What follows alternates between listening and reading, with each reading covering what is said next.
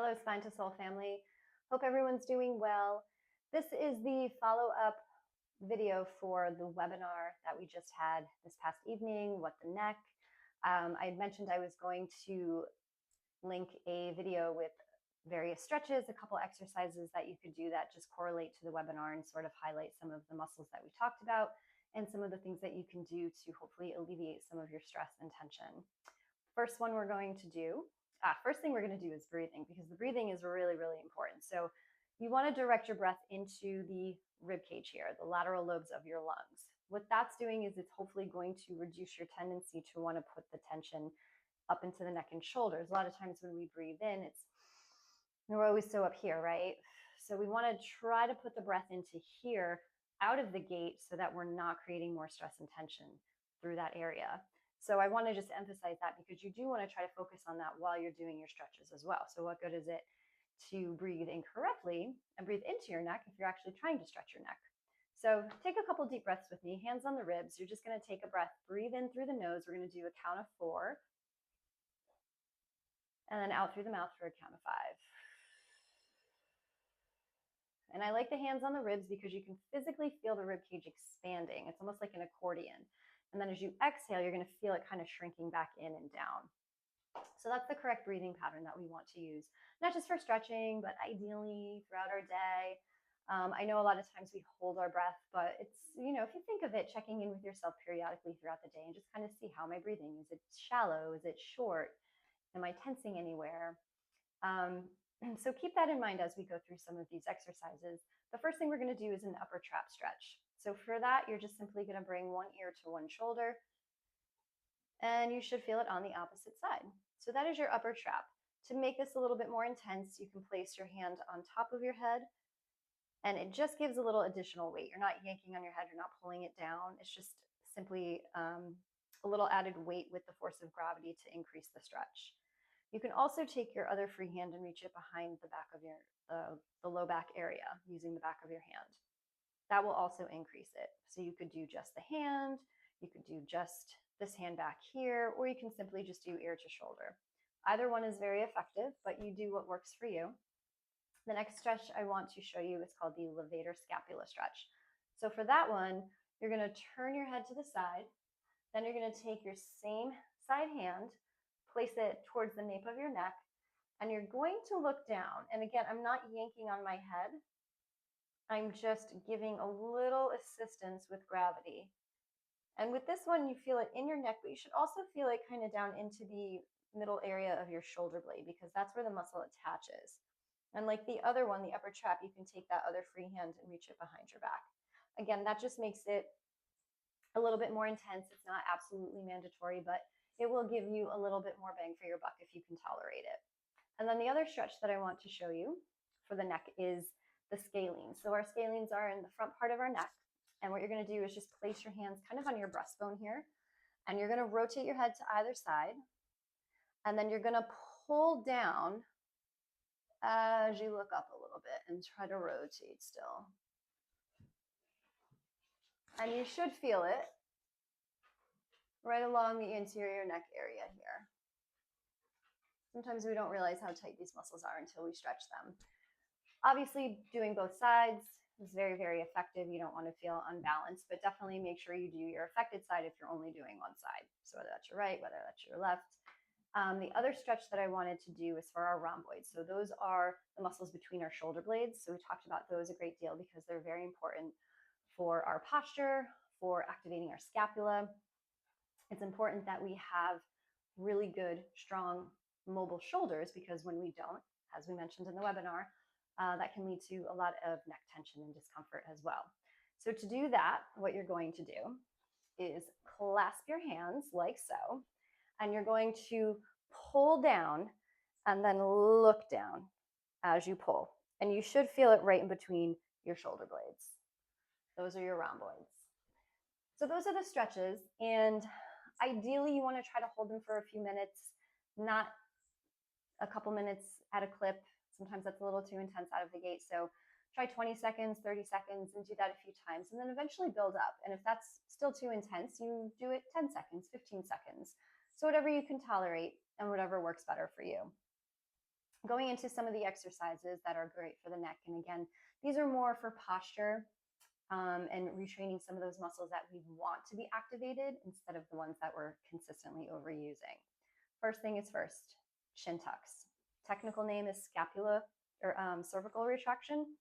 So a chin tuck is simply exactly as it sounds. You're just kind of tucking your chin back and in. So I like to think of a turtle kind of retracting in its shell. And it's really unattractive. There's just no other way to get around it, right? You kind of make a double chin. We spend most of our lives trying to get out of the double chin. And now I'm telling you to make one. But it is very, very effective. And if you can't quite see what I'm doing, I'll give you a little side view here. So again, most of us, we're kind of like this all day long. And then we want to bring that chin down and kind of pull it back a little bit. So as you can see, my neck lined up with my upper back here, which is ideally where we want to be in space. And sometimes what I'll do is I'll do this while I'm in my car and I'll push my head into the back of the headrest. And I like that because it really gives me a lot of feedback and I can really feel my suboccipital muscles in the back here really lengthening and stretching out. It feels pretty good. You can also do that lying down with like a small pillow or a towel rolled up underneath.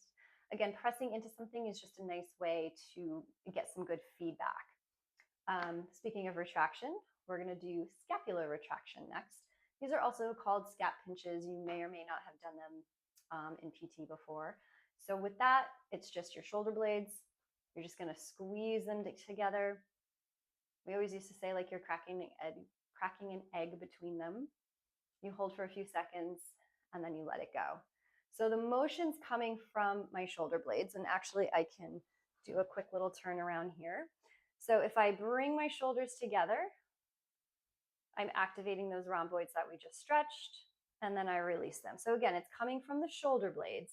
It's not coming from me pulling my arms back and extending my shoulders. It's squeezing the scapula together, holding, and then releasing. So very, very simple exercises that you can do. I like to do those a lot periodically throughout the day. It's just a good reminder to correct my posture and to wake up some of those muscles. Even though I teach Pilates, I'm bent down a lot, I'm looking down a lot. So I really do have to check in with my upper back, make sure I'm not rounded, and also make sure that I'm not like this all day, bent forward, because most of us are. So another exercise I'm going to show you is called a wall angel. So ideally, you're doing this up against a wall. So my palms are forward. I'm sitting up nice and tall. I'm going to reach my arms up and out to the side and bring them up as though I were making a wall angel. So think of like the snow angels you used to do as a kid, reaching out and up.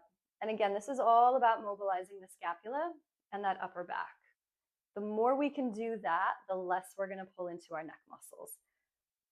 Some modifications you can do for that, if you don't have full range of motion or you do have pain, you can come up to wherever you can tolerate and then bring it back down, or you can bring your arms slightly forward so there's a little bit of flexion and then come up. And sometimes that's a lot more comfortable if you do have a shoulder issue going on where it causes you pain to go into that abduction.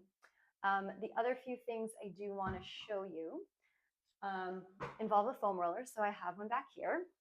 And what you're going to do, and again, if you have balance issues, you might not want to try this, but you can do it on a rolled up towel even instead of something that moves. So as you're on here, you want to bend your knees for balance purposes, but that's also better for your back. And what you're going to do is just kind of tee your arms out to the side. This feels weird initially, but once you get used to it, it really feels nice. So you're just, again, you're letting gravity sort of stretch you here.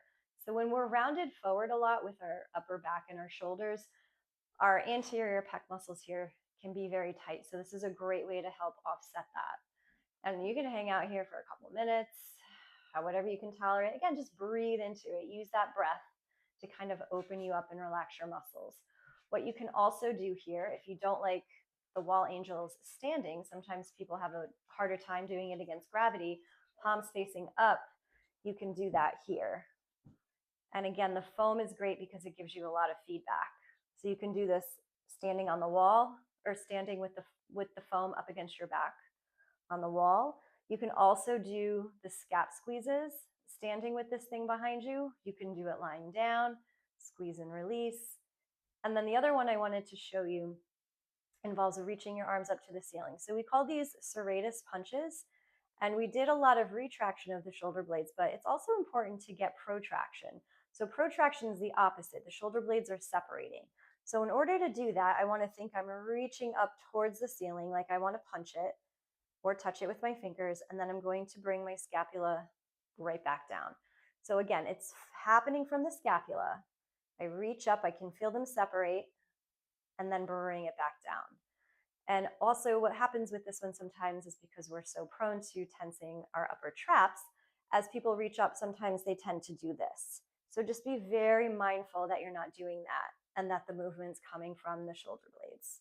Hopefully, you can see the difference there. And that one can be done seated if the foam roller is not conducive for that one for you. It can also be done standing. You're just reaching out and coming back in. So these are just some very, very basic exercises. If you do have issues, I would encourage you to try to do them a few times a day if you can tolerate them. There are a lot more things you can do if you just do a little research. I'll probably post more videos like this in the future, different body parts. So if there's any questions you have, or if there's anything else you want to see more of, please comment, please let me know, and please make sure you subscribe. Thank you.